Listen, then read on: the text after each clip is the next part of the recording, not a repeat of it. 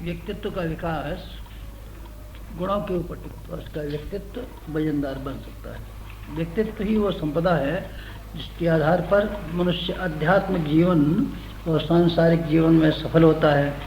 सफलता के लिए धन काफ़ी नहीं है, सफलता के लिए साधन काफ़ी नहीं है, सफलता के लिए दूसरों का सहयोग काफ़ी नहीं है। इन चीज़ों की ज़रूरत तो है, लेकिन सबसे ज़्यादा आदमी के पास हथियार है, सबसे बड़ा जो वैभव है आदमी का व्यक्तित्व है। व्यक्तित्व को कैसे विकसित किया जाए, उसे सद्गुणों से, सत्प्रवृत्तियों से संपन्न कैसे किया जाए, एक प्रश्न यही है सबसे बड़ा। इसको अगर कोई आदमी समाधान कर लेता है तो समझ लीजिए उसने अपने भविष्य को उज्जवल बनाने की आधी मंजिल पार कर ली। व्यक्तित्व का विकास, व्यक्तित्व का विकास कैसे हो, आइए ज़रा विचार करें। इसके लिए कोई न कोई काम करने के लिए जगह होनी चाहिए ना, प्रयोगशाला कहीं होनी चाहिए ना, तैरने के लिए तालाब होना चाहिए ना, कसरत करने के लिए व्यायामशाला होनी चाहिए ना, पढ़ने के लिए कोई विद्यालय होना चाहिए ना, काम को सीखने के लिए और काम को करने के लिए कोई प्रयोगशाला की आवश्यकता पड़ती है। इसके बिना कोई बात सीखी नहीं जा सकती, कोई चीज़ अभ्यास में उतारी नहीं जा सकती। कार्यक्षेत्र के बिना, उसके लिए कार्यक्षेत्र कहाँ हो व्यक्तित्व के विकास करने का, ये स्वयं में चिंतन आवश्यक तो है, उपासना आवश्यक तो है, भावना आवश्यक तो है, पर एक क्रिया पक्ष भी तो चाहिए। कर्म करने के लिए कोई जगह भी तो चाहिए, अभ्यास करने के लिए कोई स्थान भी तो चाहिए, दौड़ने के लिए कोई जंगल भी तो चाहिए, कुछ न कुछ काम करने को जगह चाहिए। जगह करने के लिए, व्यक्तित्व का विकास करने के लिए जिस जगह की आवश्यकता है उसका नाम है परिवार।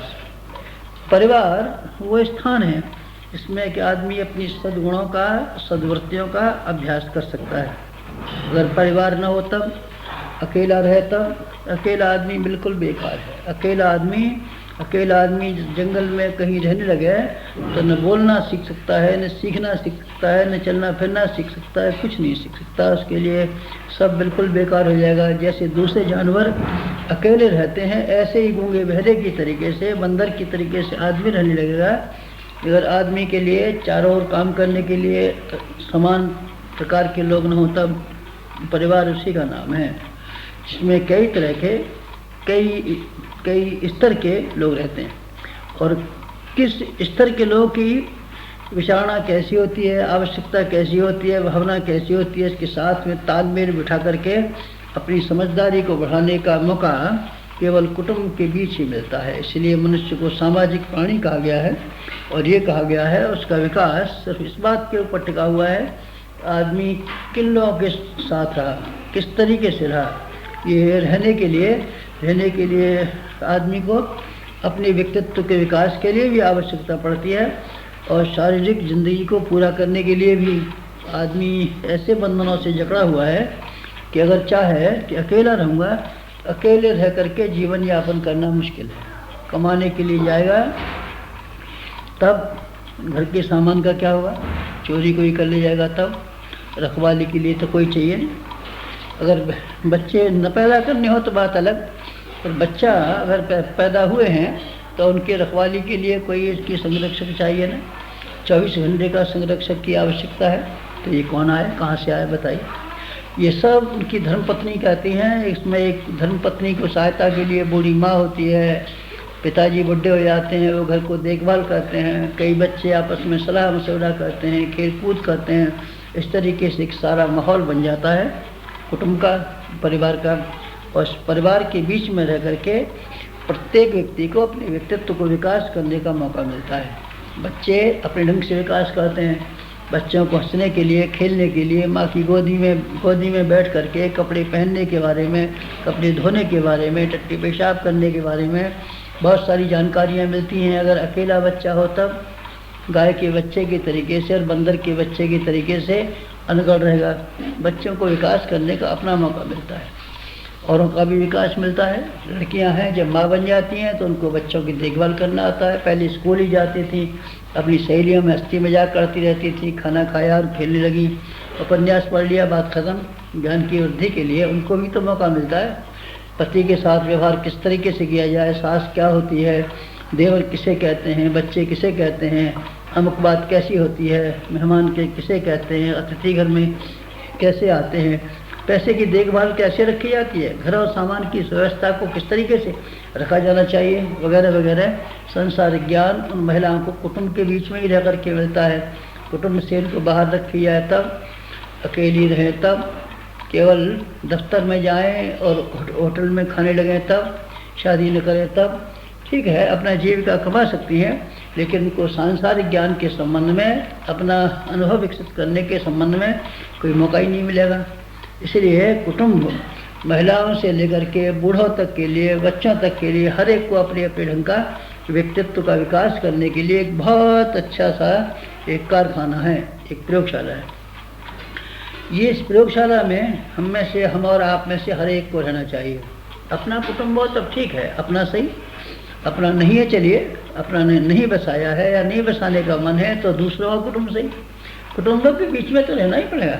आप कुटुंब से अलग रह करके एकाकी रहने की बात अगर विचार करते हैं तो गलती करते हैं। थोड़े समय के लिए कोई आदमी अपना बौद्धिक या भावनात्मक विकास करने के लिए, चिंतन करने के लिए एक सामयिक समय निकाल ले, बात भिन्न है। आदमी कोई उपासना करने के लिए एकाकी गुफा में रहने लगे, बात अलग है। ये कोई विशेष बात है, अपवाद है और विशेष उद्देश्य के लिए किया जा सकता है, तो सामान्य बात नहीं है। सामान्य जीवन के विकास करने के लिए आदमी को परिवार में रहना बहुत सख्त आवश्यक है। परिवार से बिलग मत होइए। शादी नहीं करना चाहते हैं तो कोई हर्ज की बात नहीं है। आपके माता पिता हैं, बड़े हैं, भाई के बच्चे हैं, दूसरों के बच्चे हैं, एक कुटुंब में रहिए ताकि आपके जीवन यापन करने के लिए सारी व्यवस्थाएं बन सकना संभव हो सके। नहीं तो फिर आपको ही खाना पकाना पड़ेगा, आपको ही आप बाजार से आटा खरीद के लाना पड़ेगा, आपको ही साग भाजी बनानी पड़ेगी, आपको ही बर्तन साफ करने पड़ेंगे, आपको ही घर का हर काम करना पड़ेगा। और घर का हर काम करने में, जिसमें जिंदगी के लिए हर दिन की ज़रूरतें पड़ती हैं, आपका इतना सारा समय खर्च हो जाएगा तो आपके लिए जाना मुश्किल हो जाएगा। और फिर आप थके हुए आएंगे, थके हुए आकर के अपने हिस्से में ही सारी ज़िंदगी का काम करेंगे तो या तो बड़े सीमित हो जाएंगे। जैसे बंदर वगैरह होते हैं, पेट भरते हैं, अपना टट्टी का कोई इंतजाम नहीं है, मिल गया तो खा लिया, या तो आप ऐसी ज़िंदगी जिए। अथवा सभ्यता की ज़िंदगी जीना चाहते हैं तो परिवार के अलावा और कोई गुजारा नहीं है। परिवार की महत्ता को आप समझिए, परिवार की आवश्यकता को समझिए।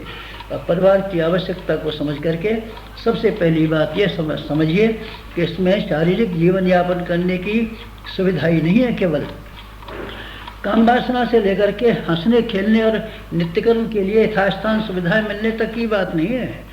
मुख्य बात इसमें यह है कि इससे व्यक्तित्व का विकास करने में, सद्गुणों की संपदा को विकसित करने में सबको मौका मिलता है, जिसमें आप भी शामिल हैं। ख़ास तौर से घर के मालिक को सबसे ज़्यादा मौका मिलता है कि वो अपने व्यक्तित्व का विकास कर सके, जो दुकान पर नहीं कर सकता, जो खेती बाड़ी में रह के नहीं कर सकता, जो नौकरी में रह कर के नहीं कर सकता, वो सारे के सारे गुण विकसित करने का मौका उसको अपने छोटे कुटुंब में रह कर के ही मिलता है। इसलिए कुटुंब की महत्ता आप में से हर एक को समझनी चाहिए। हर एक को उसका प्रयोग इस तरीके से करनी चाहिए आदमी के व्यक्तित्व का विकास हो, जिसमें आप भी शामिल हैं और आपके घर के हर सदस्य शामिल हैं, जिनको आप प्यार करते हैं, जिनको आप अपना मानते हैं तो उनके व्यक्तित्व के विकास में मदद कीजिए। धन बढ़ाने में, धन बढ़ाए कि न बढ़ाए, मैं इस पर आपसे बहस नहीं करता। धन की आवश्यकता है कि नहीं, मैं बहस नहीं करता। धन कितना चाहिए और कितना नहीं चाहिए ये तय करना आपका और दूसरों का काम है, हमारा नहीं। हम तो सिर्फ एक बात कहना चाहते हैं कि व्यक्तित्व अगर आपको विकसित करना है तो आपको एक कुटुंब के बीच में, परिवार के बीच में रहना चाहिए। आया हुआ आपका बनाया हुआ हो, आपके पिताजी का बनाया हुआ हो, भाइयों का बनाया हुआ हो, पड़ोसियों का बनाया हुआ हो, बहरहाल किसी न किसी के कुटुंब का सदस्य होकर के रहना चाहिए। अलग रहने की बात, अकेला ज़िंदगी जीने की बात, इक्कड़ रहने की बात, समाज से विरत रहने की बात, परिवार से दूर रहने की बात आपको नहीं सोचनी चाहिए। और परिवार में रह करके भी एक कैदी की तरीके से आप रहें, दूसरे लोगों में दिलचस्पी न लें, ये उससे भी बुरी बात है। आप रोटी तो खा लें लेकिन अपने कुटुंबियों के बारे में ये न ख्याल करें इनका विकास कैसे होना चाहिए और इनके बारे में क्या हमारे फ़र्ज़ और कर्तव्य हैं, बुरी बात है।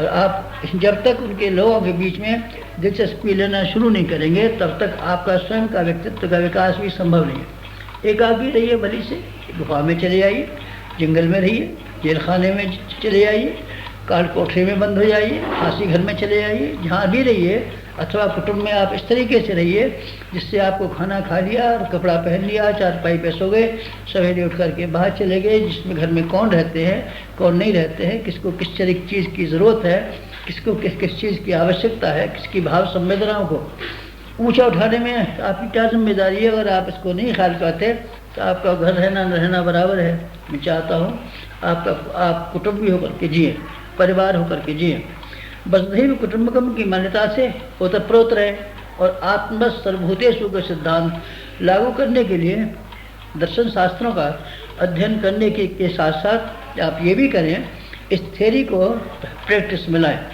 और प्रैक्टिस में लाने के लिए इससे बेहतरीन प्रयोगशाला शायद ही दुनिया में कोई हो, जैसे कि हमारे कुटुंब के रूप में हमको भगवान ने दी है। ये क्या है कुटुंब, इसमें से आप बहुत बड़े बड़े काम कर सकते हैं। आप अपने आप को लोक व्यवहार के बारे में जानकार बना सकते हैं। कई तरह के लोग होते हैं, बच्चों के साथ आपका व्यवहार कैसा हो, बड़ों के साथ आपका व्यवहार कैसा हो, बराबर बालों के साथ आपका व्यवहार कैसा हो, मिल बांट के खाने में कैसा आनंद आता है, इस पर आप समझें। और एक दूसरे के दुख और दर्द, सुख और सुविधाएं बटा लेने से कितना ज़्यादा आदमी सुखी और समुन्नत रह सकता है, इसका आप प्रत्यक्ष अनुभव करना सीखें। ये सारी बातें कुटुंब में ही संभव है। एक और कुटुंब में क्या क्या सीखा जा सकता है, लोक व्यवहार जिसको शिष्टाचार कहते हैं। अनेक स्तर के लोगों के साथ में अनेक प्रकार के व्यवहार कैसे किए जा सकते हैं, इसको आप छोटी प्रयोगशाला में देख सकते हैं। कोई बच्चे गड़बड़ भी फैलाते हैं, कोई बात भी हो जाती है, कोई नाराज़ भी हो जाता है। नाराज़ हुए आदमी को समझाया कैसे जाना चाहिए और मनाया कैसे जाना चाहिए। गड़बड़ पैदा करने वाले आदमियों के साथ, शस्त्रों के साथ में टेढ़ियाँ कैसे करनी चाहिए, उनको धमकाना कैसे चाहिए, अपनी नाराज़गी जाहिर कैसे करनी चाहिए, ये बातें आप कुटुंब में रह कर के सीख सकते हैं। बाहर वाले लोगों के साथ में सीखेंगे तो गड़बड़ी फैल जाएगी और झगड़े खड़े हो जाएंगे और आपको आदमी तलाश करने पड़ेंगे, फिर बार बार चक्कर कैसे काटेंगे उनके पास, अथवा वो कैसे आपके पास आएंगे। इसका अच्छा तरीका, सहज तरीका यही है कि अपने कुटुंब में आप अपने आप के तई वो बात सीखें और सारे कुटुंब को वो बातें सिखाएं जो आदमी के मानवीय गुणों के साथ में संबद्ध हैं। आप बहुत से काम कर सकते हैं घर के भीतर दायरे में रह कर के भी। समाज में तो सेवा करनी चाहिए, लेकिन समाज की सेवा में से आप ये न विचार करें कि कुटुंब में हमारी जो समय खर्च होता है इससे समाज की सेवा नहीं होती। कैसे सेवा नहीं होगी? आप नर रत्नों का उत्पादन घर की खदान में कर सकते हैं। अगर आप अपने घर का संस्कारी वातावरण बना लें, सब लोगों को आरंभ से अंत तक शिष्टाचार और दूसरी मर्यादाओं को पालन करने के लिए शिक्षित करते रहें, तो आप विश्वास रखिए आपके घर के लोग स्वावलंबी बन सकते हैं, सुसंस्कारी बन सकते हैं। स्वावलंबी बनना और सुसंस्कारी बनना बहुत कुछ इस बात के ऊपर निर्भर रहता है घर का वातावरण कैसा है। ये स्कूलों में नहीं सिखाया जा सकता, इसको कोई आदमी कथा और उपदेशों के द्वारा किसी के गले नहीं उतार सकता। इसके लिए आवश्यकता इस बात की है कि समूचे कुटुंब का एक खास तरह का वातावरण बनाया जाए और उस वातावरण जैसा बना गया है उसमें हर आदमी को ढाला जाए। वातावरण ढालता है आदमी को, आप यकीन रखिए, वातावरण ढालता है। एक आदमी के उपदेश करने से कहाँ काम चलता है। कोई समर्थ आदमी ऐसे हुए भी होंगे जिनके उपदेश का किसी ने 10-5 मिनट में कोई लाभ उठा लिया होगा, नारद जी जैसे आदमी। पर हर आदमी कहाँ होते हैं। आदमी को ढालने के लिए वातावरण की जरूरत, ईंट को पकाने के लिए एक गर्म अवे की जरूरत है। अब गर्म हवा न हो तब आप कैसे ईंट पका लेंगे। मनुष्यों को पकाने के लिए घर का वातावरण चाहिए। आपने अगर जिस तरीके से अपनी दुकान को चलाने के लिए, व्यापार को चलाने के लिए, खेती बाड़ी को बनाने के लिए, अपना इज्जत बढ़ाने के लिए, अपनी नेतागिरी बनाने के लिए बहुत से काम किए हैं, उसमें से एक काम अगर आप ये भी कर लें कि हम अपने घर का वातावरण ऐसे बनाएंगे जिसमें जो कोई भी रहे उस सबको गर्म होने का मौका मिले। अवे में जो भी चीज़ लगा दी जाती हैं, आया ईंट हो, आया खिलौना हो, अथवा बर्तन हो, अथवा कोई भी चीज़ हो, हर एक चीज़ पक कर के तैयार हो जाती है। ठीक इसी तरीके से आप अपने यहाँ घर में एक ऐसा वातावरण बना सकते हो जिसमें आदमी समझदारी के साथ ज़िंदगी जिए, ईमानदारी की ज़िंदगी जिए और जिम्मेदारी की ज़िंदगी जिए। जिम्मेदारी की ज़िंदगी 1, ईमानदारी की ज़िंदगी 2, समझदारी की ज़िंदगी 3। ये ऐसी ज़िंदगियाँ हैं कि अगर किसी को जीने का मौका मिले, आप विश्वास बनिए, ये आदमी बड़ा मजबूत, बड़ा समर्थ, बड़ा सही और सफल होकर के रहेगा। आप ऐसा नहीं कर सकते? हाँ, कर सकते हैं, अगर आपका ध्यान इस ओर जाए। जिन चीज़ों की ओर आपका ध्यान गया है वो आपने की भी है और कर भी सकते हैं। मसलन आपने इस बात का ध्यान रखा है कि आपके घर वाले अच्छे साफ सुथरे रहें और उनको पहनने के लिए कपड़े अच्छे रहें। फटे हुए कपड़ों में आप बेइज्जती समझते हैं, इसलिए आपने कोशिश की है कि अपने घर के सब लोगों के पास अच्छे खासे कपड़े हों, अच्छी तरीके से रहें, लिबास उनके ठीक हो, घर आपका अच्छा हो, छप्पर आपका अच्छा हो, बर्तन आपके अच्छे हों। आपने दूसरों की आंखों में अपनी इज्जत जमाने के लिए जमाने का महत्व समझा है। फलस्वरूप आपने सब कुछ घर के वातावरण में जहाँ तक आपका लिए संभव था ये किया है कि आपका घर देखने में प्रभावशाली हो और दूसरों पर ये छाप डाले कि ये सब संजीदा और बड़े आदमियों का घर है। आप चाहें तो ऐसा भी कर सकते हैं कि आप अपने घर का वातावरण में समझदारी, ईमानदारी और जिम्मेदारी का मादा हर सदस्य के भीतर पैदा कर सकते हैं, ताकि ये खूबसूरती के लिहाज से भी, कपड़ों के लिहाज से भी, शिक्षा के लिहाज से भी, आजीविका के लिहाज से भी, बुद्धिमानी के लिहाज से भी सबसे ज़्यादा वजनदार चीज़। आप इसके लिए क्या काम करेंगे? आप एक सुव्यवस्था का शिक्षण अपने घर में ही रह करके कर सकते हैं। सुव्यवस्था मैनेजमेंट का प्रत्येक भाग घर से ताल्लुक़ रखता है। एक बड़े राष्ट्र को आपके सुपुर्द किया जाए, अथवा एक कारखाने को सुपुर्द किया जाए, अथवा एक शहर का आपको मेयर बना दिया जाए, तो तब आप क्या करेंगे? जिन गुणों के, जिन समझदारी की आवश्यकता है, इसका अभ्यास करने के लिए आपको अपने छोटे कुटुंब में उन सारे के सारे गुणों को और व्यवस्थाओं को सीखना चाहिए एवं सिखाना चाहिए। आपका फाइनेंस मिनिस्ट्री घर में है ना, जो आप कमाते हैं उस कमाई को बढ़ाना तो घर से बाहर होता है, लेकिन उसको खर्च कैसे किया जाए? किन मदों में किया जाए? किन मदों में होने वाले खर्च को रोका जाए? किन मदों में खर्च को बढ़ाया जाए? अर्थ संतुलन कैसे रखा जाए? जो आप कमाते हैं उसी हिसाब से बजट कैसे बनाया जाए? ये पूरे का पूरा गणित और अर्थशास्त्र आपको घर के कुटुंब में दायरे में रह करके सीखने को मिल सकता है। आप जो कमाते हैं उसको इस हिसाब से खर्च कीजिए, उस हिसाब में से कटौती कीजिए, जो चीज़ बढ़ानी है उसमें से बढ़ाइए, बेकार कामों में से जो पैसा खर्च हो जाता है उसकी रोकथाम कीजिए। इस तरीके से आप एक अच्छे अर्थशास्त्री बन सकते हैं।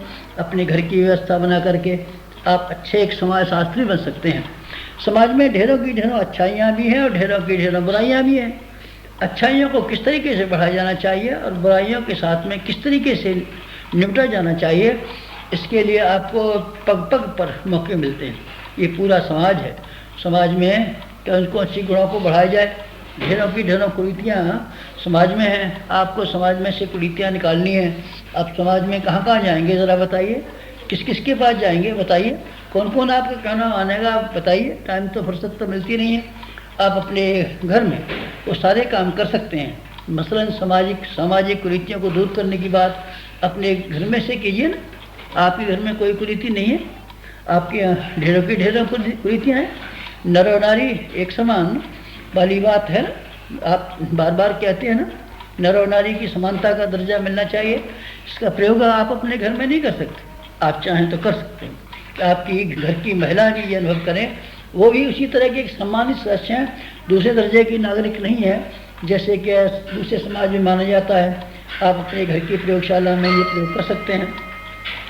इसी प्रकार से दूसरी कुरीतियाँ हैं जो निकम्मे आदमियों को भिक्षा देने वाली बात, ये आप सीख सकते हैं। सैनिटेशन सारे समाज में फैलाया जाना चाहिए। स्वच्छता का आंदोलन सारे देश में फैलाया जाना चाहिए। गंदगी लोगों के दिमागों में बढ़ती है, गंदगी लोगों के शरीरों में बढ़ती है, गंदगी लोगों के सामान के ऊपर छाई रहती है, गंदगी आदमी की नालियों और टट्टी पखानों में भरी जाती है। ये गंदगी जो सारे समाज में फैली हुई है, आप सारे समाज को तो शायद ठीक कर नहीं पाएंगे, लेकिन आप अपने घर में उस प्रयोग को करना शुरू करें तो जिस तरीके से छूत फैलती है, एक से दूसरे को, दूसरे से तीसरे को, तीसरे से चौथे आदमी पर चली जाती है, इस तरीके से आप एक अच्छी खासी छूत फैलाने में समर्थ बन सकते हैं। चलिए छूत न भी सही, समाज सेवा न भी सही, तो आप लोग ये अपने मनों के अंदर सुसंस्कारता जमा सकते हैं कि सफाई कैसे रखी जा सकती है, व्यवस्था कैसे बनाई जा सकती है, कपड़ों को कहाँ रखा जा सकता है, धूप में सुखा करके गंदगी को दूर कैसे किया जा सकता है, नालियों में किस तरीके से सफाई रख करके गंदगी और सड़न और बदबू और बीमारियों से बचा जा सकता है। बहुत सी बातें हैं जो आप सफाई जैसे महकमे को ठीक कर सकते हैं। खान पान के बारे में समाज में बहुत सी कुरीतियाँ फैली हुई। कुपोषण के बारे में बहुत सारी बातें शिकायतें सुनने में आती हैं। लोग कुपोषण से कितने बीमार हो गए हैं, कितने कमज़ोर हो गए हैं, कितने हैरान हो रहे हैं। आप चाहें तो कुपोषण के बारे में अपने घर का निर्धारण आप स्वयं कर सकते हैं। गरीब हैं तो अभी आप ऐसा कर सकते हैं, साग भाजियाँ बना करके, साग भाजियाँ उगा करके अपने घर में नई पैदावार, नया गृह उद्योग करने की मनोवृत्ति पैदा कर सकते हैं और कुपोषण से बच सकने के लिए एक वातावरण बना सकते हैं। आप सारे संस्कारों को अपने घर में जैसे अच्छी तरीके से बना पाएंगे उतना शायद और कहीं नहीं। मिलजुलने की वृत्ति, सहकारिता की वृत्ति का आवर्धन आज के ज़माने में बहुत ज़रूरी है। हर आदमी को मिलजुल के काम करना चाहिए।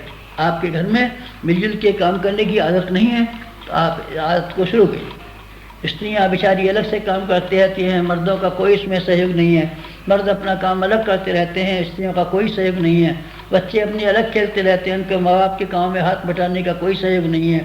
बड़ा भाई घूमता तो रहता है, ताश तो खेलता रहता है, रेडियो तो सुनता रहता है, पर इस बात का सहकार नहीं है कि हमारे छोटे भाई बहन जिसके लिए ट्यूशन लगाया नहीं जा सकता, फालतू समय में अपने छोटे भाई और बहनों को पढ़ाना शुरू करें। बुढ़े माँ बाप हैं, बुढ़े घर के बाबा दादी हैं, उनको छोटे छोटे कामों के लिए दूसरों के सहायता की ज़रूरत पड़ती है। उनको उठने बैठने में सहायता की ज़रूरत पड़ती है। उनको पानी से लेकर के नाश्ते और चाय तक के बारे में ज़रूरत पड़ती है। कपड़े अपने आप साफ़ नहीं कर पाते, तब उनके कपड़े धो करके और दूसरे धूप में बिठाने तक के ढेरों काम ऐसे हैं जिसमें दूसरों की मदद की ज़रूरत है। बड़ों को अपने बुढ़ों की मदद करनी चाहिए, बच्चों को अपने बड़ों की मदद करनी चाहिए। इस तरीके से घर में वातावरण अगर सहकारिता का बनाया जाए तो आप विश्वास रखिए, जो आदमी आपके घर के मेंबर हैं, जब आप बड़े होंगे तो एक सहकारी व्यक्ति साबित होंगे। अपना कुटुंब में जब कभी भी रहेंगे सहकारिता का आनंद उठाएंगे और समाज में जहाँ भी उनका योगदान होगा सहकारिता का वातावरण बना सकने में समर्थ बन रहे होंगे। ऐसे ढेरों की ढेरों चीज़ें हैं जो आप कुटुंब में रह करके अपने दायरे में छोटी सी बातें पैदा करते हुए बड़ी अच्छी तरीके से कर सकते हैं। दायरे का विस्तार जैसा अच्छी तरह कुटुंब में हो सकता है और कहीं नहीं हो सकता। आप जो कमाते हैं हिल मिल के खाते हैं ना, मिलजुल के खाते हैं ना, अगर कुटुंब न हो तब मुश्किल है। ये हिल मिल के खाने का आध्यात्मिक साम्यवाद आप अपने घर से शुरू कर सकते हैं। चुरा करके खाएंगे, जो आदमी अपनी ज़्यादा कमाता है वो आदमी ज़्यादा खाएगा, नहीं, ये साम्यवादी सिद्धांतों के विरुद्ध। चाहे कुटुंब में रहते हैं, समर्थ हैं तो क्या, समर्थ हैं तो क्या, संयुक्तता के मतलब ये होता है उस पर सब हर एक का हिस्सा और हर एक का है हक। आप हर एक का हक स्वीकार कीजिए। आप ज़्यादा कमाते हैं तो आप खर्च मत कीजिए, आप ज़्यादा पैसे अपने हिस्से में मत लीजिए। आप पान खाने में खर्च करना चाहते हैं, बच्चों को स्कूल के लिए किताबों को ट्यूशनों की कमी पड़ती है, क्यों करते हैं आप ऐसा? आप सिगरेट पीना चाहते हैं, कोको कोला पीना चाहते हैं, इसीलिए पीना चाहते हैं ना कि आप कमा करके लाते हैं और आपकी जेब में पैसे और आपको खर्च करने से कोई रोक नहीं सकता। गलत बात, रोक नहीं सकता। आपको दबाव की वजह से तो आपको ईमानदारी और शराफत सिखाई जाए और आप अपनी मर्जी से न करें, ऐसा क्यों? इसके लिए आप ये समझिए कि आपका कुटुंब इस तरीके से बहुत ही अच्छा एक वातावरण है जो आपको समझदारी स्वयं को सिखाता है, जिम्मेदारी आपको सिखाता है और आपको ईमानदारी आपको सिखाता है। आप न केवल स्वयं सीखें बल्कि सारे घर को सिखाएं। अगर आप ऐसा करने में समर्थ हो सके तो आपका कुटुंब न केवल आपके लिए बल्कि आपके घर में रहने वाले सभी सदस्यों के लिए सुख और शांति का आधार बनेगा। न केवल घर में रहने वालों के लिए बल्कि उसकी समाज में हवा फैलेगी तो चंदन का दरख्त जिस तरीके से अपनी खुशबू से चारों ओर वातावरण अच्छा बना देता है, ऐसे ही आप सारे समाज को सुगंधित और सुविकसित और समुन्नत बनाने में समर्थ हो सकेंगे। ऐसा है अपने परिवार के प्रति उत्तरदायित्वों का निर्वाह, जिसमें से आप में से हर एक को करना चाहिए। शांति। अगर आपको हमारी यह वीडियो पसंद आई हो तो इसे लाइक करें, कमेंट करें और शेयर जरूर करें और हमारे YouTube चैनल ऋषि चिंतन को सब्सक्राइब भी कर लें और साथ ही बेल आइकन को भी दबाएं ताकि आपको आने वाली सभी वीडियोस की नोटिफिकेशंस मिलती रहें। धन्यवाद।